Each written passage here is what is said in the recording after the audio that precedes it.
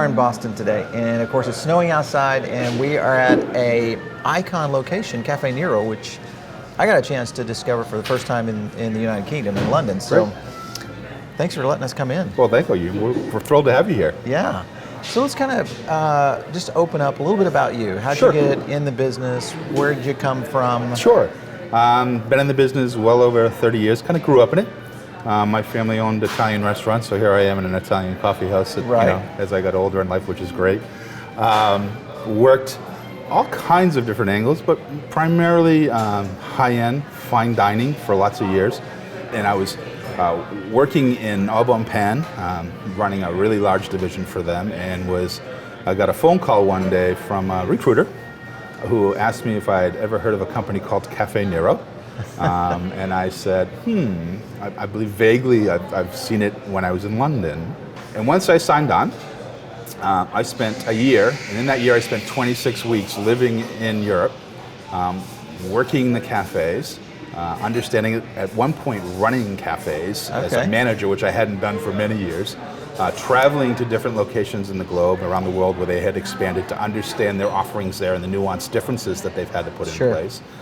And did that whole experience, and then came back to the United States and spent 6 months really designing what we felt was going to fit in the United States in terms of offering and vibe and feel and look. And it was important to us that we knew that we couldn't just pick up what we had in Europe and drop it in the United States and expect it to work. Americans have different tastes and different likes, different needs, different experiences, so we had to be able to provide that for them. And it took a while to do that.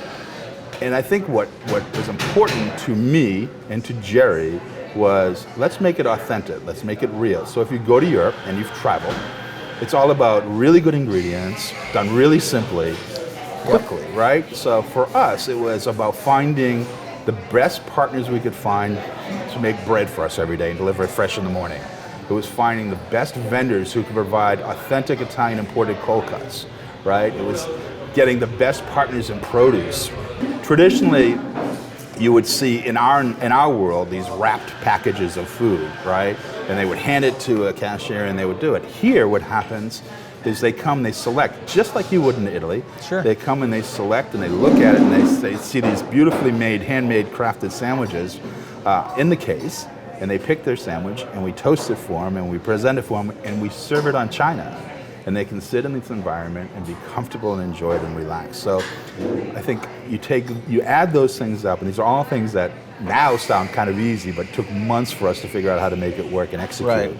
So are you finding that, local has been, kind of the everything that's old is new again kind of mantra that we're seeing in the restaurant industry as a whole? It's this new kind of, many are referring to it as kind of the decommoditization, where it's really these custom experiences. You feel like that's the big attachment I do. I think it's important to go back to basics almost. To provide, if the premise of the menu is basic for us, right? You take Parma ham, you put it with mascarpone cheese, you put it on a great baguette. That's it. And that's a simple thing. But if the ingredients are really good, then it works. So I think some of the most successful chefs and the most creative people just take really good ingredients and use it smartly. All right, so when you look at kind of these brands that are really starting to use the U.S. as a launch pad for entering into the Western world, we've seen a lot of European brands. We've seen some great successes from the South American brands. How do you guys play into that whole economic approach toward placing a European brand, Caffe Nero, into a society and culture like the United States? It's a big decision. Never entered lightly, because the cost of investment to take a mature brand into a brand new market where you really become a startup again. And then not make the mistakes by not understanding the market you're in. So that's the hardest part. So I think as we started to grow in Europe, we focused on kind of leaps and bounds coming out. So our first expansion, I believe, was into Turkey with a partner. and to learn the nuance of expanding a brand there and what had to happen, what had to change, what you had to modify to fit into that culture, what people expected for breakfast. For example, they eat much more savory food than we typically would eat. So you have to kind of learn that technique. And then as we branched into other markets, into Dubai, again, different. Into Poland through an acquisition and a merger, again, different in what the expectations were. And it was no different than coming here.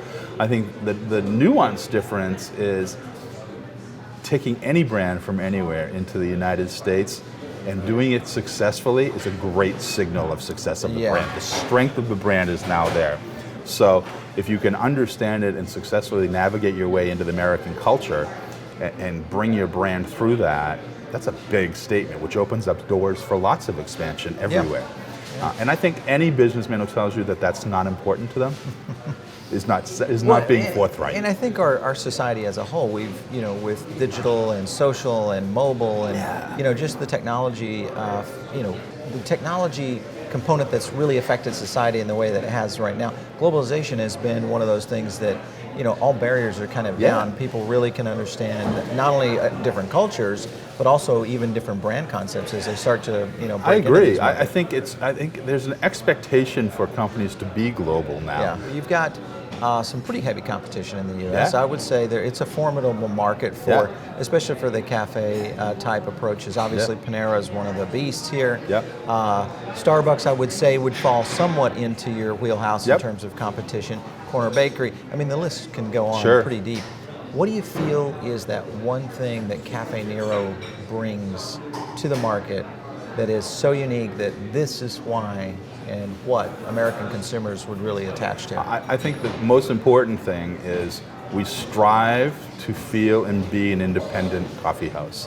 So it's all about fitting in the neighborhood and looking like you're my coffee house because I live around the corner. So I think that's what we do really well.